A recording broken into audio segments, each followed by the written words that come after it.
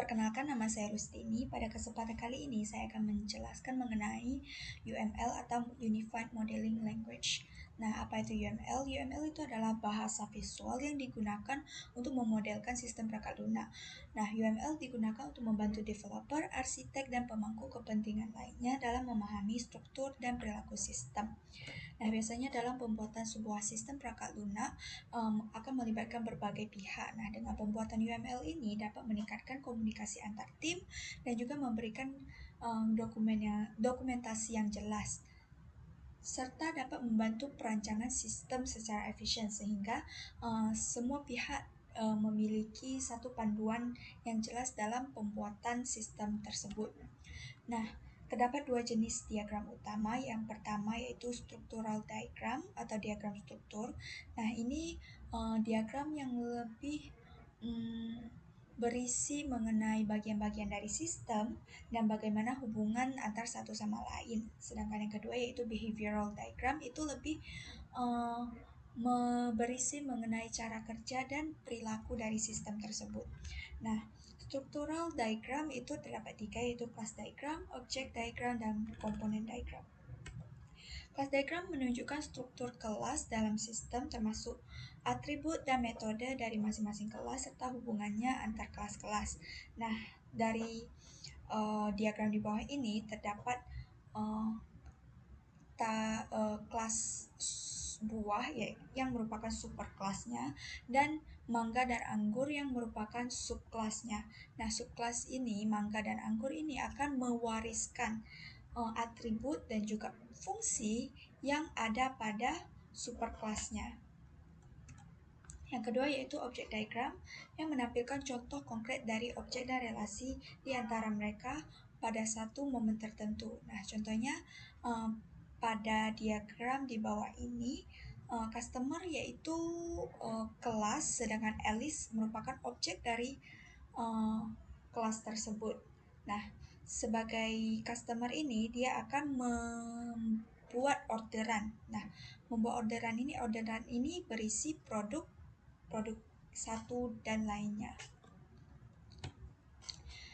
Yang ketiga yaitu komponen diagram, menggambarkan komponen-komponen perangkat lunak dan bagaimana mereka berinteraksi satu sama lain. Nah, contohnya pada user interface ini, pada saat pengguna ingin membuat sebuah orderan, ia akan menghubungkan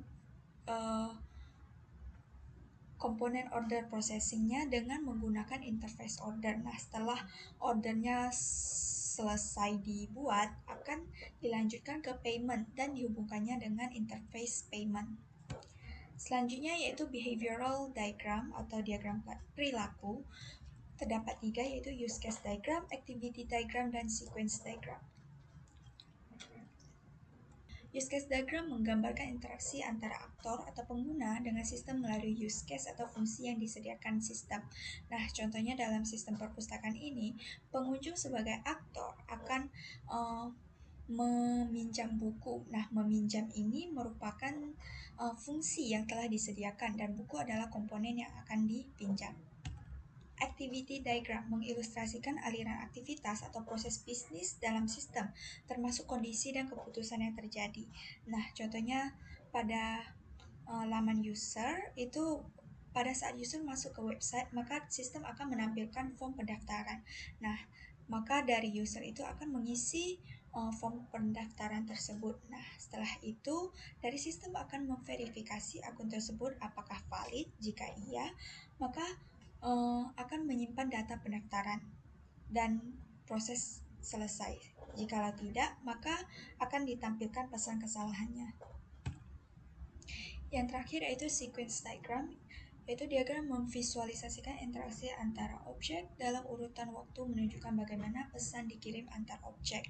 Nah, dalam kasus ini mahasiswa akan mengisi ID dan passwordnya dan terdapat objek user login, sistem, database, dan dashboard. Nah, setelah diisi ID dan passwordnya, maka akan dikirim sampai ke database-nya. Setelah itu dilakukan validasi. Jikalau passwordnya salah, maka akan dicetak pesan ID password salah. Jikalau benar, maka akan ditampilkan dashboard-nya. Oke, berikutnya adalah langkah-langkah instalasi StarUML.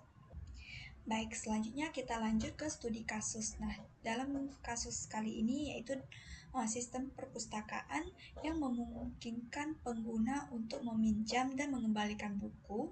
Pengguna dapat mencari buku yang tersedia, melakukan peminjaman dan melihat riwayat peminjaman. Nah, contohnya dalam kelas diagram terdapat kelas tabel user yang terdapat atribut user ID, name, dan email. Kemudian ada fungsi login, borrow book, return book, dan view history, dan terdapat tabel book dan transaction. Kemudian terdapat object diagram yang merupakan isi atau isi dari kelas sebelumnya, yaitu di sini ada ID 1, lalu book 1, dan transaction 1. Pertama dapat kita download filenya di websitenya. Kemudian setelah itu tinggal kita klik dan yes, dan menunggu proses installingnya.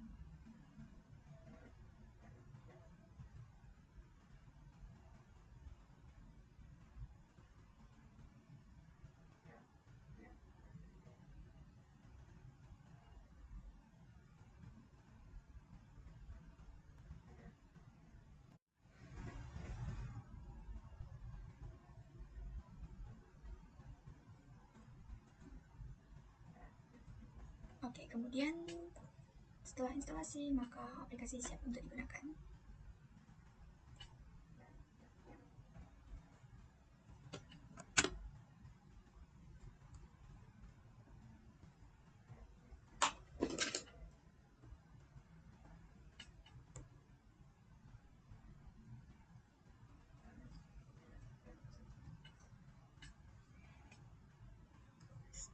You guys.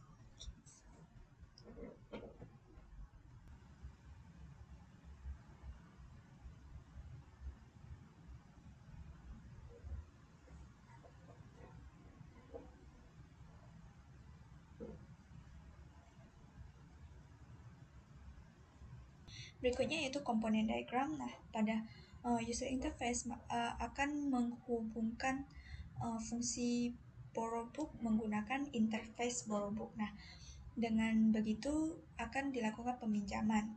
Dan sebelum dilakukan peminjaman akan dilakukan pengecekan apakah buku tersebut tersedia dengan check availability, fungsi check availability.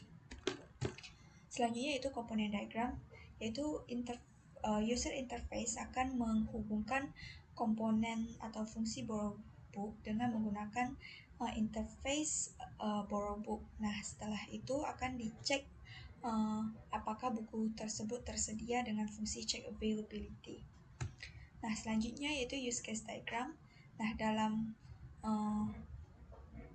sistem perpustakaan ini, user dapat melakukan peminjaman buku, pengembalian buku, dan juga melihat transaksi sebelumnya. Selanjutnya itu activity diagram. Nah, di sini dia dimulai dengan start, kemudian dicek ketersediaannya. Jikalau tersedia, maka peminjaman akan dilakukan dan transaksi akan dicatat. Sedangkan jika tidak, maka akan ditampilkan pesanan buku tidak tersedia. Selanjutnya yaitu sequence diagram. Nah, terdapat user yang akan meminjam buku, kemudian dari sistem dan mengirimkan datanya ke database untuk cek ketersediaannya. Jikalau tersedia, maka akan dicatat transaksinya. Sekian dari saya, terima kasih.